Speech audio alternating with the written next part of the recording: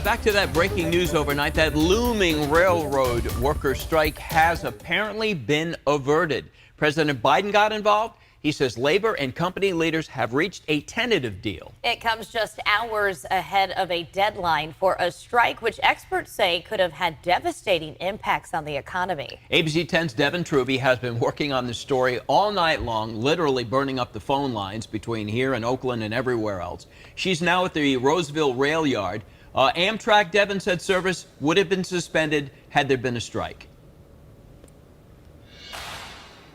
That's right. Well, it would have if the workers have agreed to continue to work today while their votes are being tallied. And that's what we've seen here at the Roseville station. 2 Amtrak trains leaving on time at 5:13 and 6:13. We've also seen 4 freight trains as well this morning coming through the station. But here at ABC 10, we stand for you. We know many of you are still concerned about what this means for overall travel. So we've called the emergency Amtrak communications line.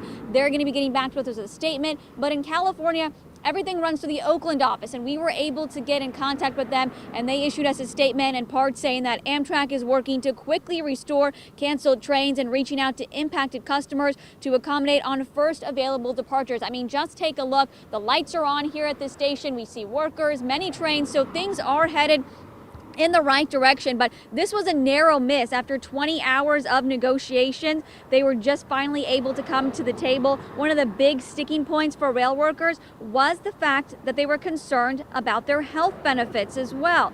And we talked and we got a statement from President Biden's office that said rail workers, what they can expect to see from this deal will be better pay, improved working conditions, and peace of mind around their health care costs. Now, this is a huge win right now for Biden because it's estimated that it would cost the U.S. economy $2 billion a day if railway were to shut down, because about 40% of our goods also come through the railroads in the United States. So we could have seen empty shelves. Biden's office saying in part, this is a win for tens of thousands of rail workers who worked tirelessly through the pandemic to ensure that America's families and communities got deliveries that have kept us going during these difficult times. So besides those Roseville trains that we said were going on time, we also checked in San Joaquin office, and even though they canceled 6 trains yesterday and the throughway bus in anticipation of this strike, the 702 and the 703 trains were running on time last time we checked the schedule, just about 6:15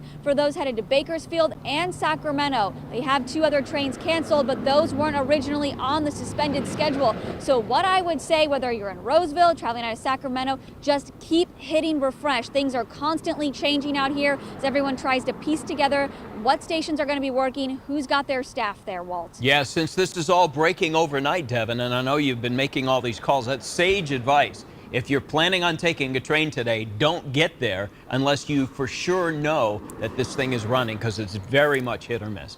That is Devin Truby. She is at the Roseville train station today. Devin, thank you. Great work overnight.